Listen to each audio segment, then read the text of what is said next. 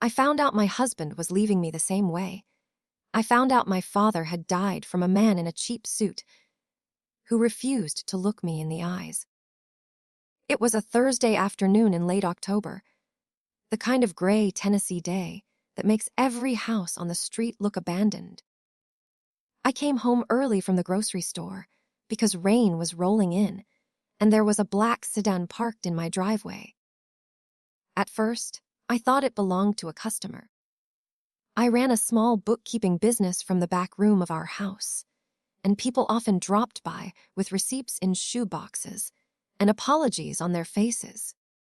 But this man was not a customer. He stood under my porch light with a leather folder tucked beneath one arm. Behind him, through the front window, I saw my husband, Grant, sitting at our dining table with a glass of bourbon in his hand. Beside him sat my best friend, Celia. She was wearing my cream sweater. That was the first thing I noticed. Not the papers, not Grant's cold little smile, not the way Celia crossed her legs like she owned the room. My sweater.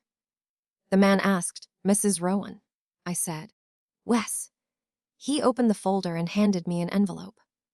"Consider yourself served."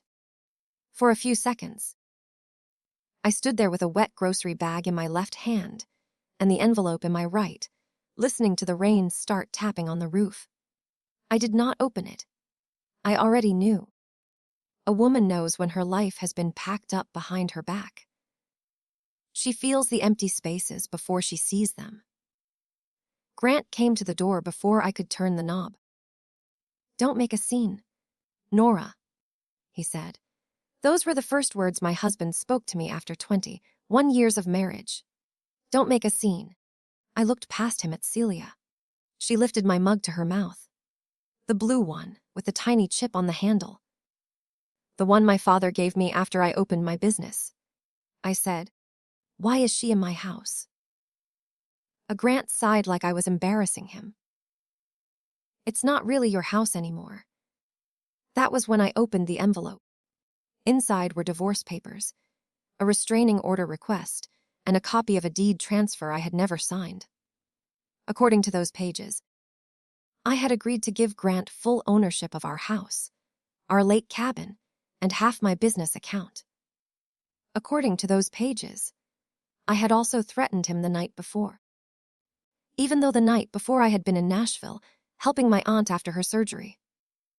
My signature was on every line. It was not my signature, but it was close enough to make my stomach turn. Grant leaned his shoulder against the doorframe. "You should pack a bag." I laughed once. It came out wrong, sharp and ugly. "You forged my name." Celia set the mug down. "Nora, please don't do this. Grant has been unhappy for years. For years." The woman who had eaten Thanksgiving dinner at my table. The woman who had cried in my laundry room when her second marriage failed. The woman I had driven across town at midnight because she said she was scared to be alone. She looked at me like I was the intruder. Grant's voice dropped. "You have until Sunday night." After that, I called the sheriff. I wanted to scream so loud the neighbors came outside. Instead, I picked up the carton of eggs that had fallen through the wet bag and placed the cracked eggs back into the paper sack. Grant watched me with a smirk. He thought calm meant defeat. That was his first mistake. I looked him straight in the face and said, "You always were careless with paperwork." His smirk faded for half a second. Then I walked back to my car, put the groceries in the passenger seat, and drove away from the house my father helped me buy. I did not cry until I reached the interstate. I cried so hard I missed my exit twice. My hands shook on the steering wheel. My chest felt too small for my heart. 21 years of marriage does not disappear cleanly. It rips loose. It leaves splinters. It makes you question every birthday card, every late night, every kiss on the forehead that you once believed was love. I ended up at a motel outside Franklin. The kind with a humming ice machine and curtains that smelled like old smoke. I sat on the bed and spread the papers around me. That was when the fear settled in. Grant knew money. He was not a lawyer, but he had spent years around contracts.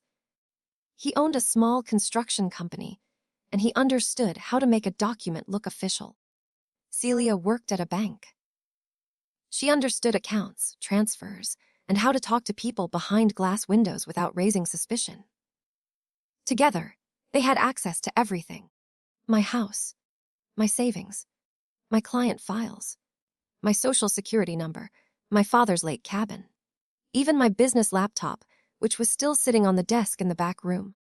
By midnight, my phone had 17 missed calls from Grant and 1 text from Celia. It said, "I'm sorry it happened this way. You deserve peace. Peace." I stared at that word until it blurred. Then another text came in. This one was from an unknown number. "Check your father's red toolbox before Sunday." I sat up so fast the papers slid off the bed. My father had been dead for 6 years. The red toolbox was in the garage at the lake cabin. Nobody knew about it except me, Grant, and my father's old fishing buddy, Earl. I called the number. It rang twice and went to voicemail. No greeting. No name. I called again. Nothing. I did not sleep that night. I lay on top of the motel comforter with the lamp on and listened to trucks passing on the highway. Every time I closed my eyes, I saw Celia in my sweater. I saw Grant holding bourbon in the dining room we painted together. I saw my own signature copied by a hand that did not love me. By dawn, fear had turned into something else. It was not anger yet. Anger is hot. This was colder. Cleaner. I got dressed, tied my hair back, and drove to the lake cabin. The cabin sat 2 hours south of Nashville, down a narrow road lined with pine trees and rusted mailboxes. My father built it when I was 13. After he died, I kept it exactly the same. Same green couch, same wood stove, same old coffee can full of bent nails on the porch shelf. I parked behind the cabin, where my car could not be seen from the road. The rain had stopped, but the ground was soft. My boots sank into the mud as I crossed to the detached garage. The red toolbox sat under my father's workbench. For a moment, I just looked at it. My father had been a quiet man, a mechanic. He believed in receipts, oil changes, and never trusting a man who called himself visionary more than once. He had liked Grant at first. Everybody did. Grant had charm the way a gasoline spill has shine. But in the last year of my father's life, he stopped smiling when Grant came over. I used to think illness made him suspicious. Now I wondered if suspicion had made him tired. The toolbox was locked. I remembered the key hanging on a nail behind the pegboard, where Dad kept it when I was a kid. My fingers found it right away. Inside the toolbox, beneath wrenches wrapped in an oily rag, was a sealed plastic bag. Inside the bag was a flash drive, a folded letter, and a small brass key taped to a card from First Cumberland Bank. My name was written across the letter in my father's handwriting. Nora, if you are reading this, it means I was right to worry. I hope I was wrong. I hope this stays in the toolbox forever, and you find it one day when you are cleaning and laugh at your old man for being paranoid. But if Grant is trying to take what belongs to you, listen carefully. The cabin is not in your name alone. It is in the Rowan family trust. I set it up before I died. You are the only trustee. Grant has no claim. The papers are in a safe deposit box. The key is here. There is more on the flash drive. I am sorry I did not tell you while I was alive.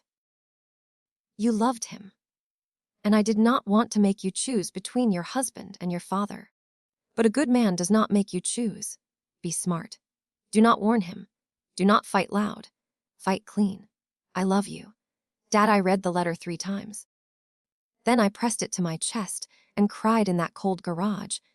Not the broken crying from the motel, but the kind that feels like someone has reached back from heaven and put a hand on your shoulder. My father had known. I had not. That truth hurt worse than the divorce papers. The flash drive was old, silver, and scratched.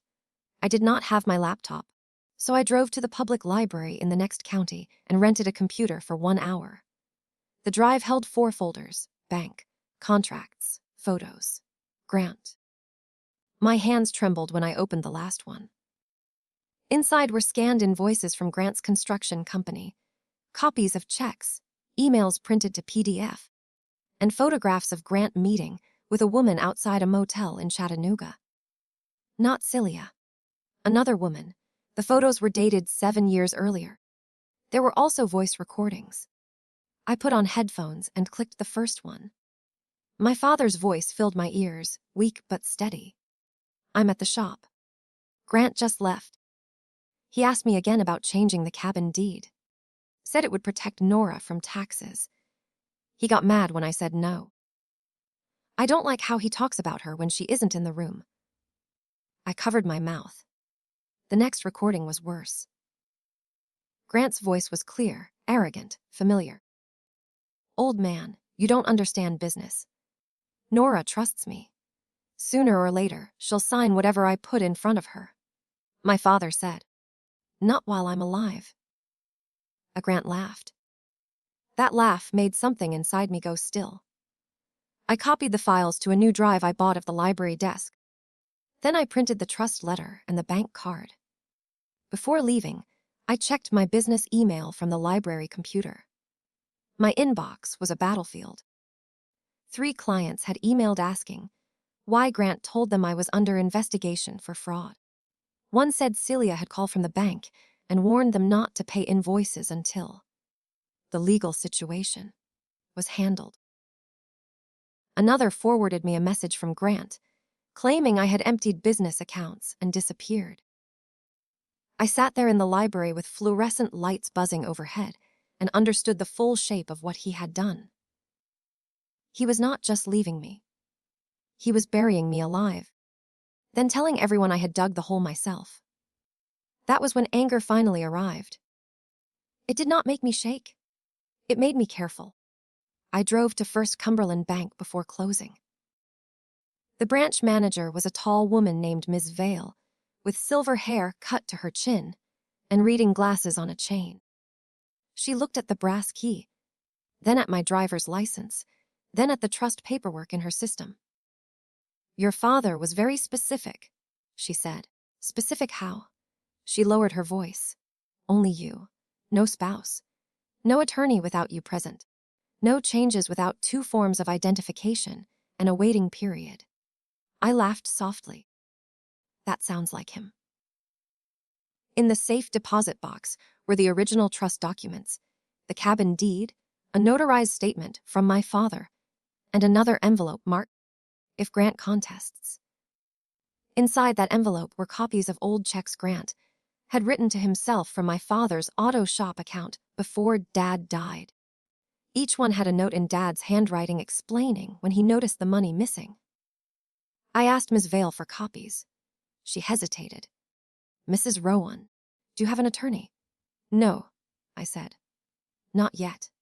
You need one today." She wrote a name on a sticky note. "Marianne Pike," I called from the parking lot. Marianne Pike's office was above a bakery in downtown Franklin. She was in her 60s, with sharp eyes and a voice that made people sit straighter. She listened for nearly 40 minutes without interrupting.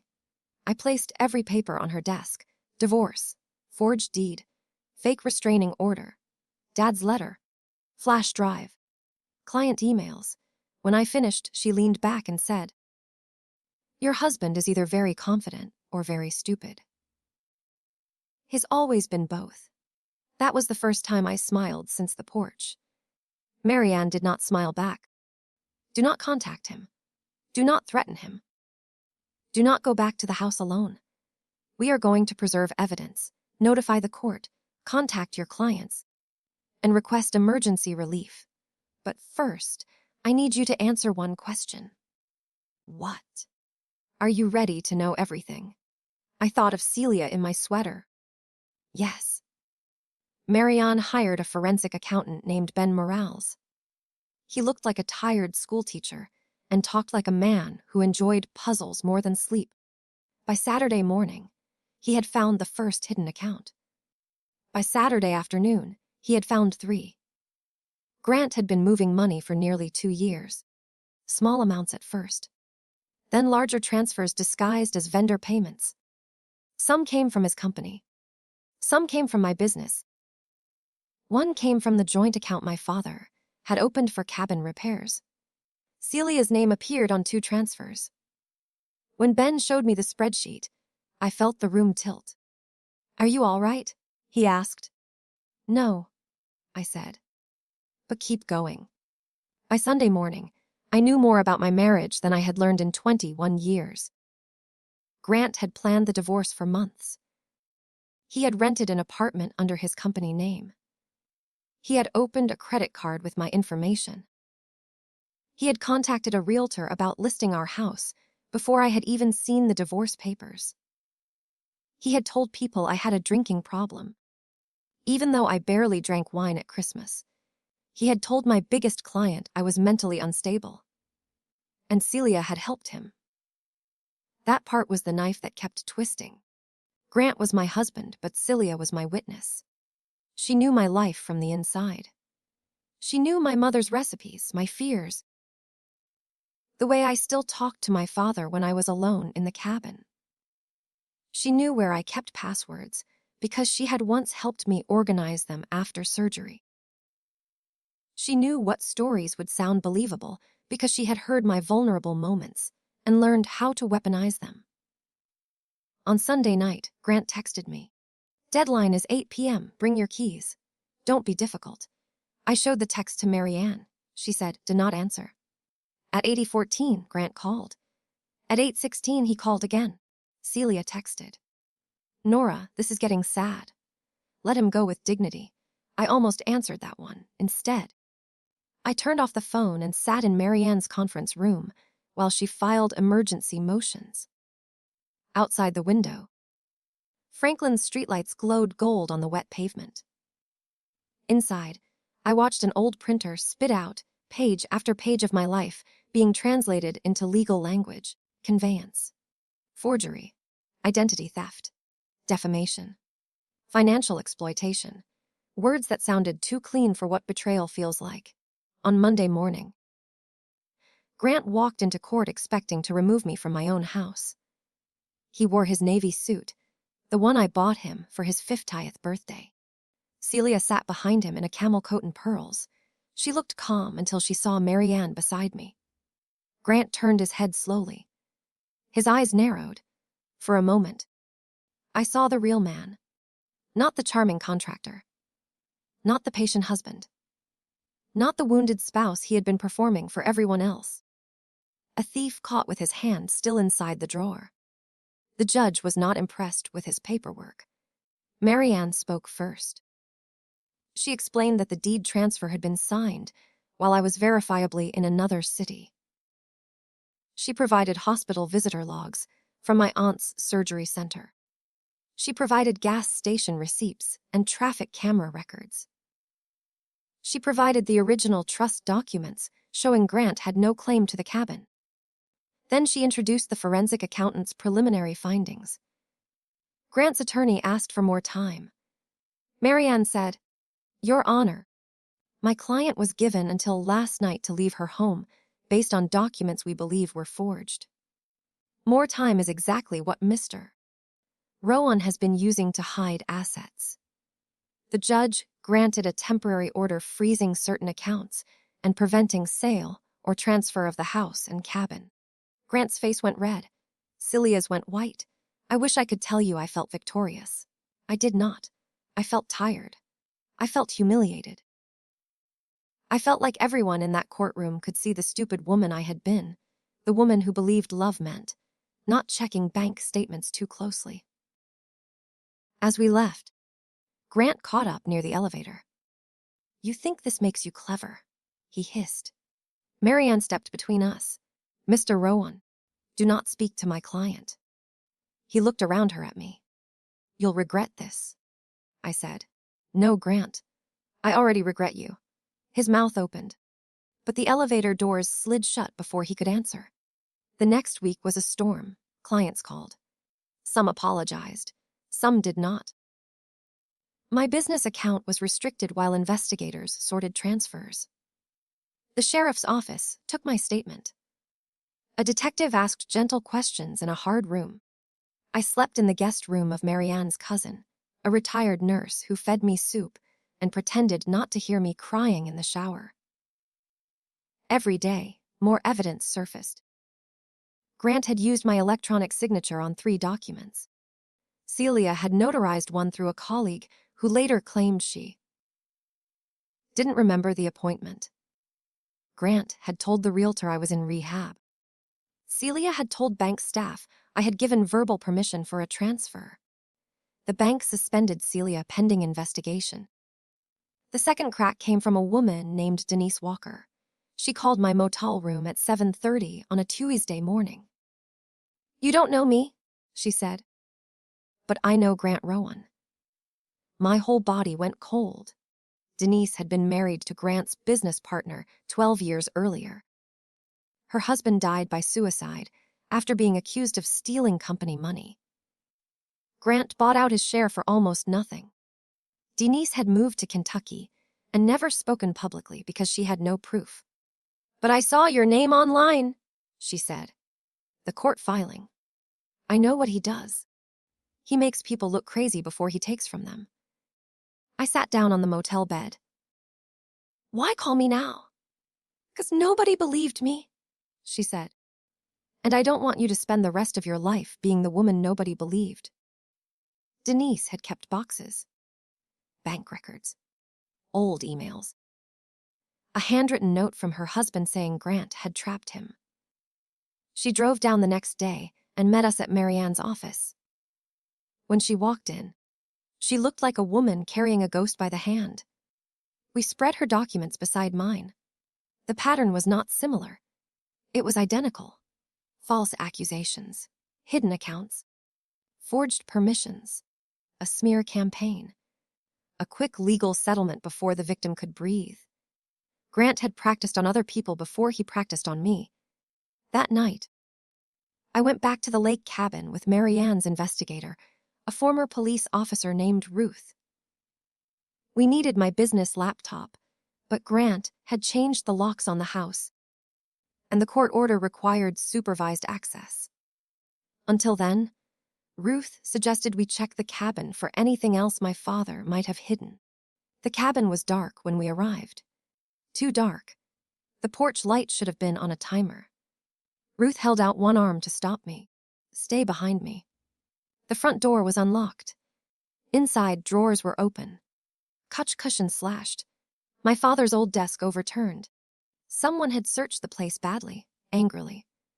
On the kitchen table sat the red toolbox. Empty. Grant had found it. Or he thought he had. My knees nearly gave out. Ruth checked the rooms while I stood by the table, staring at the empty box. Then I noticed something under the ashtray. A square of yellow paper. My father's handwriting again. "Nora, if the toolbox is empty, look where your mother hid Christmas money." I made a sound that was almost a laugh. My mother used to hide emergency cash inside the flour tin because my father never baked and would never find it. The old tin still sat above the stove, dusty and blue, with painted daisies on the side. Inside was a second flash drive. "This one was newer," Ruth said. "Your dad was thorough." "My dad was a mechanic," I said. He believed in backup parts. We at Marianne's office, we opened the second drive. It held one video. The image was grainy, recorded from a security camera in my father's shop office 6 years earlier. My father sat at his desk, thinner than I remembered, oxygen tube beneath his nose. Grant stood across from him, both hands flat on the desk. The audio crackled, but the words were clear enough. Grant said, "You're making this harder than it has to be." My father said, "I'm protecting my daughter." From what? Her husband. From a man who keeps asking about property before I'm cold. Grant leaned closer. "When you're gone, she'll do what I tell her." My father smiled, tired and sad.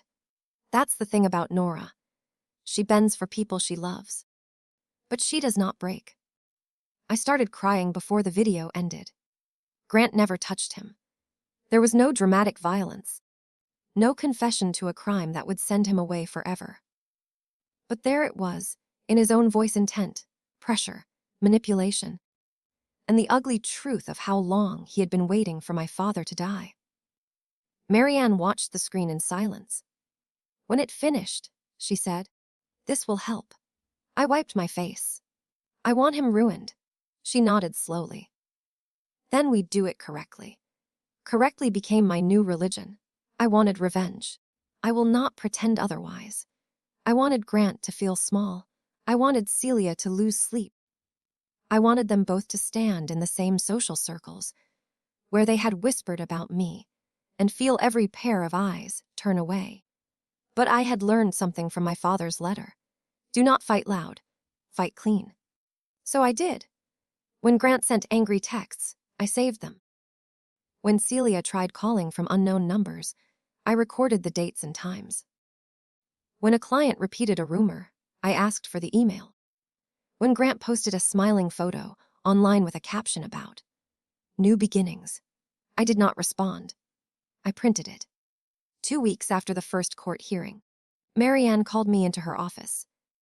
"Grant wants mediation," she said. I laughed. "Of course he does. He is offering to drop the restraining order request if you agree not to pursue fraud claims." That sounds generous. It sounds desperate. What do you recommend? Marianne folded her hands. I recommend we let him think you are considering it. I stared at her.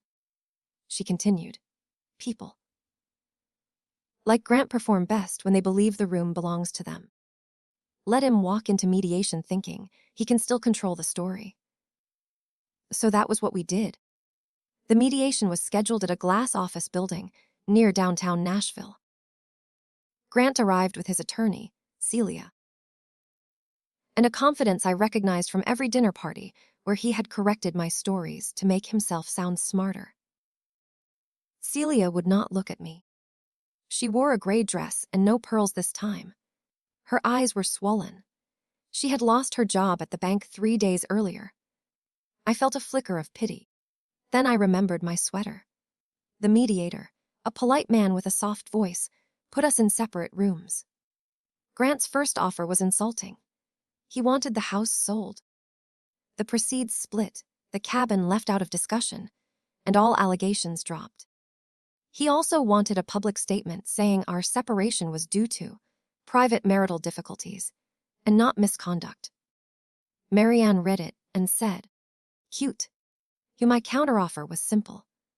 Grant would leave the house within 48 hours. He would return all property. He would repay the funds traced by the forensic accountant.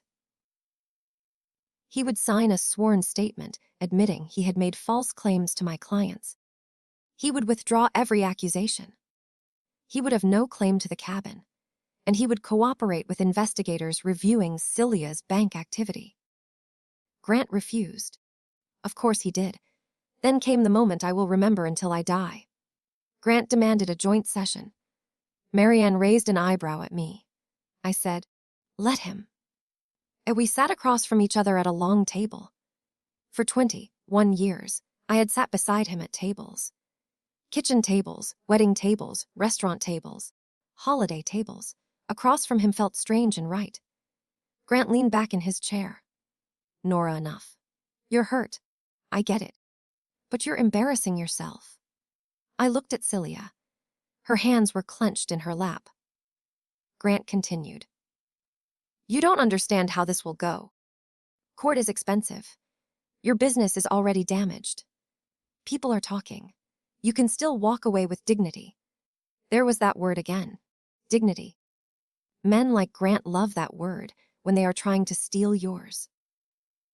I opened the folder in front of me and took out one photograph.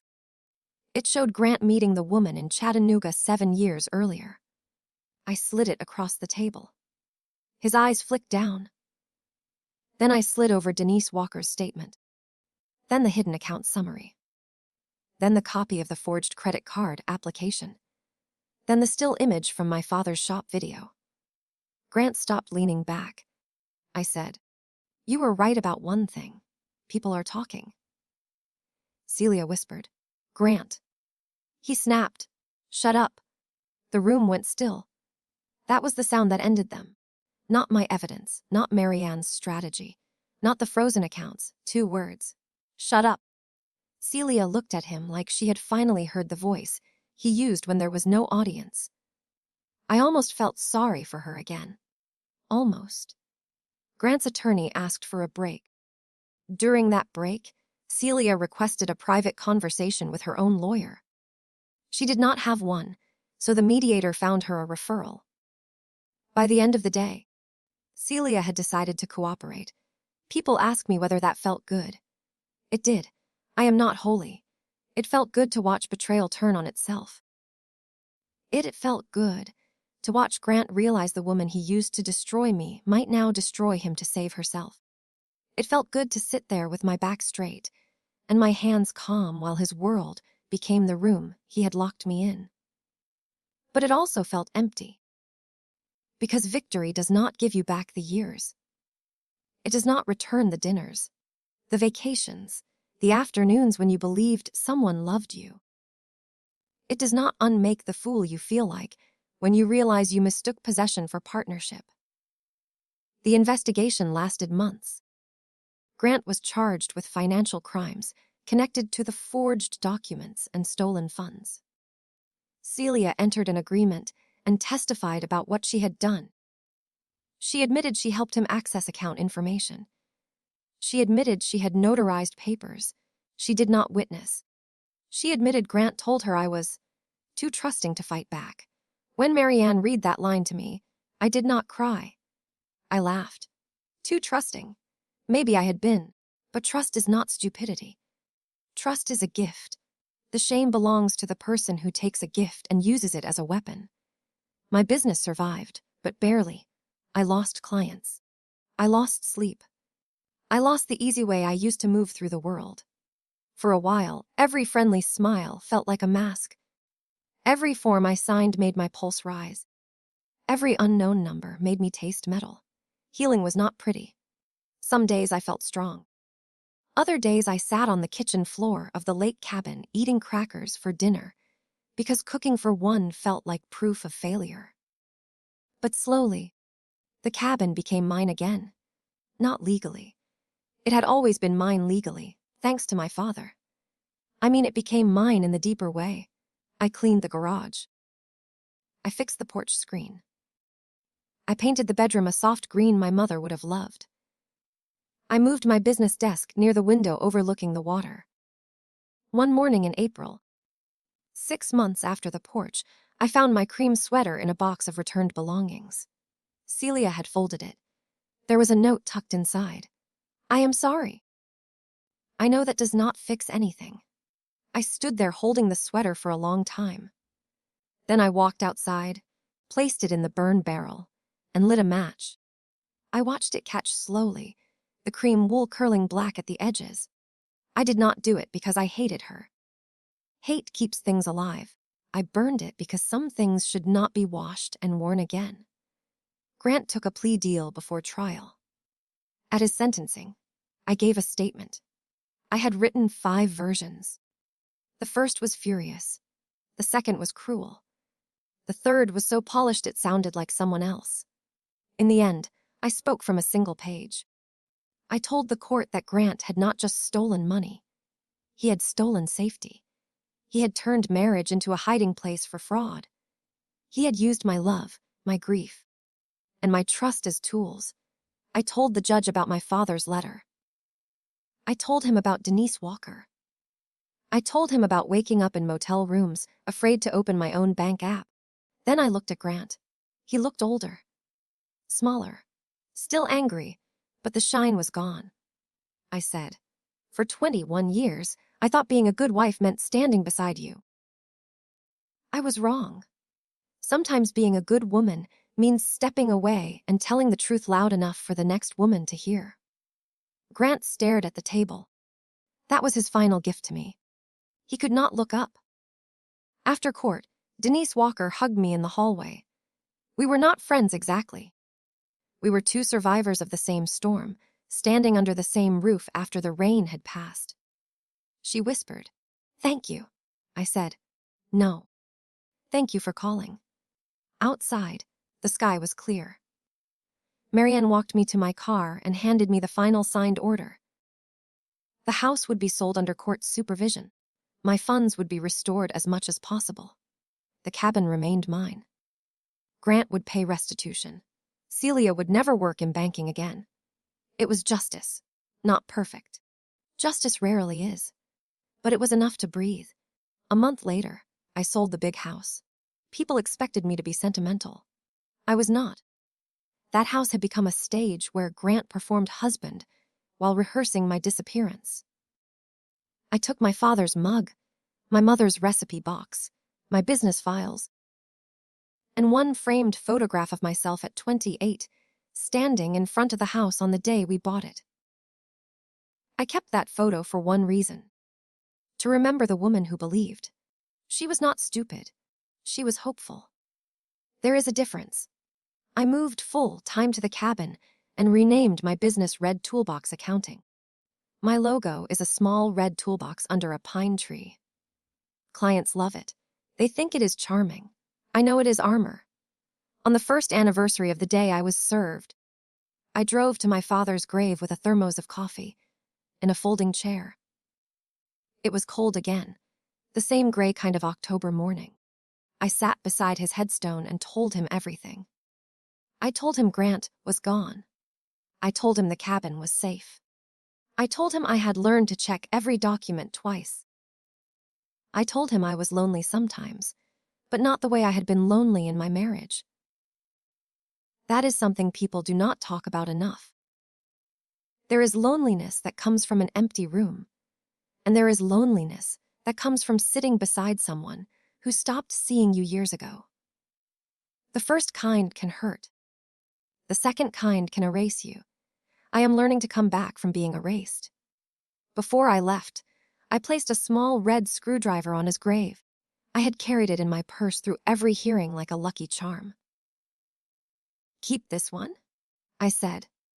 "I've got the rest." The wind moved through the trees. For one soft second, it sounded like my father clearing his throat before giving advice. I smiled all the way back to the car. That night, I sat on the cabin porch with a blanket over my knees. The lake was black glass. The porch light hummed. Somewhere across the water, a dog barked once and went quiet. My phone buzzed. Unknown number. For a moment, the old fear rose. Then I opened the message. It was from a woman named April. She said she had seen my court statement, shared by Denise in a private support group. She said her husband was moving money and telling people she was unstable. She asked if I knew a lawyer. I looked out at the dark lake. Then I sent her Marianne's number. After that, I blocked Grant's last remaining email address, deleted old voicemails, and put my phone face down on the table. For the first time in years, the silence around me did not feel like punishment. It felt like a door opening. People think revenge is fire. They imagine screaming, smashing plates, ruining someone in public. I thought that too once. I thought revenge would be the moment Grant lost everything. But that was not the moment. The real revenge came later. It came when I slept through the night. It came when I signed my own checks without shaking. It came when my business made a profit again. It came when I laughed with a client over bad coffee and realized I had gone 3 whole hours without thinking of him. It came when another woman asked for help, and I knew exactly what to say. So no, I did not destroy Grant. I simply stopped helping him hide. And once the truth walked into the room, it did what truth always does. It turned on the lights. My father was right. I bend for people I love. I probably always will. But I do not break. And the woman Grant tried to leave behind is the woman who finally learned how to leave him.